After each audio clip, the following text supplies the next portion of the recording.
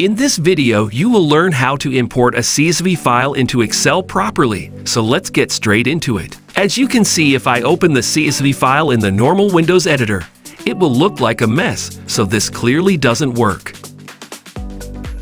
So what you want to do is to open up your Excel software. Then you want to open up a blank workbook. As you can see, you have now a blank sheet like the default if you open Excel on a regular way. In order to import our CSV file now, you have to go to the Index tab Data on the top of your screen and then select Get Data. There you have a lot of different options, but we want to choose from text/CSV.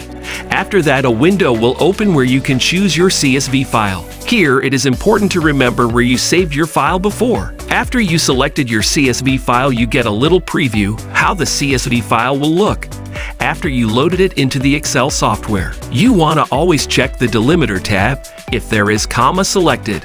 If this is not the case, it probably will look not the right way. If you are satisfied with the preview, press load and it will import the CSV file properly into your Excel sheet. That's it.